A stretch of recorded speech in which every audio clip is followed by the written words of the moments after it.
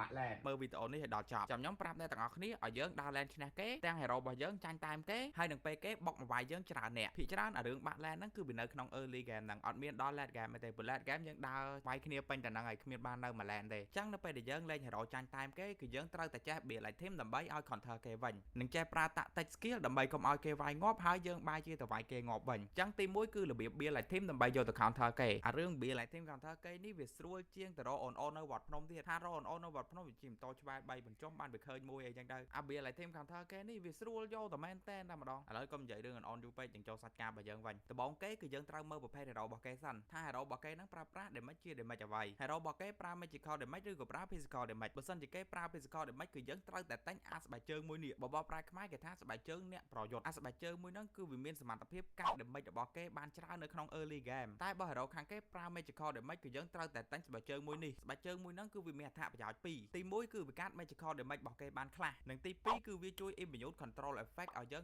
15% ទៀតហើយឥឡូវអ្នកកំពុងមើលហ្នឹងចាប់ផ្ដើមឆ្ងល់ទៀតហើយថា control effect ហ្នឹងគឺជាស្អីគេគេចាប់ stun យើងគេចាប់ slow លើយើងអីហ្នឹងអាហ្នឹងទាំងអស់ហ្នឹងគឺគេហៅថា control effect ឬក៏ ground control ចឹងឥឡូវដឹងហើយថា early game យើងត្រូវ build team អីដើម្បីឈ្នះ lane គេស្រួលគឺយើង build អាស្បែកជើងហ្នឹងដើម្បីទៅ counter គេហើយកុំច្រឡំថាអារបស់តិចតិចចេញពីស្បែកជើងហ្នឹងវាអត់ប្រយោជន៍អារបស់តិចតិចទាំងអស់ហ្នឹងគឺវាមានប្រយោជន៍ខ្លាំងណាស់នៅក្នុង early game ព្រោះក្នុង early game គ្មានណាគេមាន item មួយគ្រាប់ពីរគ្រាប់យកមកវាយយើងទេអញ្ចឹងអាហ្នឹងគឺវាការពារយើងបានច្រើនអញ្ចឹងឥឡូវអ្នកទាំងអស់គ្នាដឹងហើយថាយើងគួរ build team អីដើម្បី counter គេក្នុងរយៈពេលក្រោម2នាទីអញ្ចឹងឥឡូវយើងចូលទៅដល់របៀប counter skill ទៅលើគេវិញរបៀប counter skill នេះគឺវារៀងពិបាកតិចបើសិនយើងលេង hero អត់ចេះលេងហើយមួយទៀតគឺយើងអត់ចេះលេងអា hero ដែលយើងកំពុងតែដើរប៉ះគ្នាហ្នឹងអញ្ចឹងដើម្បីយើងអាច counter skill គេបាននិងប្រើបច្ចេកទេសលេងឲ្យបានល្អជាងគេចាំខ្ញុំឲ្យ trick អ្នកទាំងអស់គ្នាពីរចំណុចដើម្បីទៅអនុវត្ត trick ទី1ឧទាហរណ៍ថាបើសិនជាយើងលេងឡាពូហើយចាញ់ឡានបាដាំងគឺយើងត្រូវតែរៀនលេងបាដាំងឲ្យចេះលេងរៀនលេងក្នុង classic ក៏បានឬក៏ចូលទៅ training ដើម្បីមើលពី skill វា cool down ប្រហែល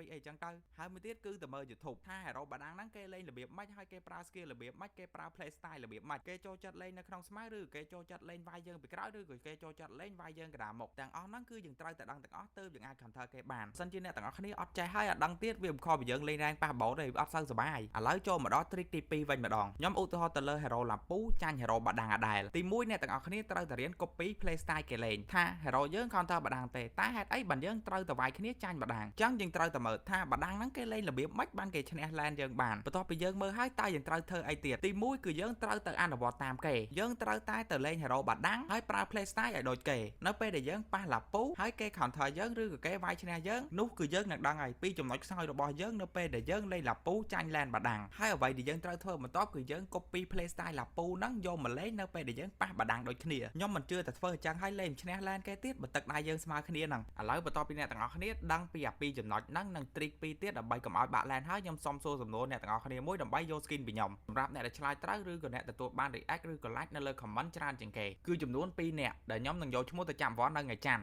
សំណួរសួរអ្នកទាំងអស់គ្នាថាតើ hero ឡាពូនិង hero បាដាំងមួយណាមានប្រៀបជាងអ្នកទាំងអស់គ្នាមិនបាច់ចាំ research ច្រើនទេជាមួយនឹងចម្លើយមួយនេះគ្រាន់តែប្រាប់ខ្ញុំនិងប្រាប់ពីមូលហេតុដែលអ្នកទាំងអស់គ្នាយល់ឃើញបែបដឹងមកគឺខ្ញុំនឹងបង្ហាញឈ្មោះអ្នកទាំងអស់គ្នានៅវីដេអូក្រោយហើយបើសិនជាខ្ញុំគិតឃើញថាបានក្បោះក្បាយនឹងល្អហើយវីដេអូហ្នឹងមានតែប៉ុណ្្នឹងហើយកុំភ្លេចចូលរួម comment ដើម្បីឈ្នះ skin ពីខ្ញុំទាំងអស់គ្នាបាយបាយ